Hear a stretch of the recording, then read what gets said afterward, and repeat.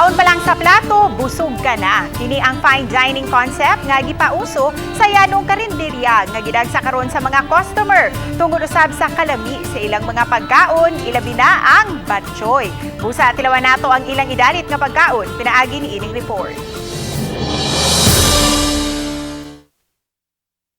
Kini ang plating sa pagkaon nga makita lang sa usa ka 5-star hotel ug mga sikat nga kananan nga nagtanyag og fine dining. Apan dili kinahanglang moadto pa sa mahalon nga kananan aron masinati kay anaa ra kini sa usa ka karinderya daplin sa kalsada ang Itchoy Batchoyan. Kinsa nagdahom nga usa ka yanong kusina nga gidingdingan og kawayan, nagpahipi ang lami ang mga pagkaon. Naabda namo si Edward Pedong ug ang iyang mga tawo nga nagkapuliki sa pagluto ug pag-serve sa order sa mga customer nga naghuwat na sulod sa ilang kananan. Halos pagkaong Pinoy ang anaa sa ilang kusina gamit ang mga tradisyonal nga kaldero nga mao'y gilutuan sa mga sudan. Dunay beef pares, lechon kawali ug syempre ang tatak Itchoy Batchoy nga pwede ra usab nga ipare sa ubang pagkaon depende sa order sa mga customer. Ang kalami sa pagkaon mosamot pa pinaagi sa ilang fine dining plating. We serving the quality foods. Hindi po kami nagsiserve ng mga leftover food.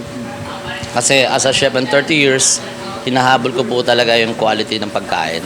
No wonder nga nindot ang konsepto tungod kay usa ka kanhi international chef ang tag-iya nga si Edward Pedong kinsa maugyoy nangunay sa pagluto ug pagplate sa mga pagkaon.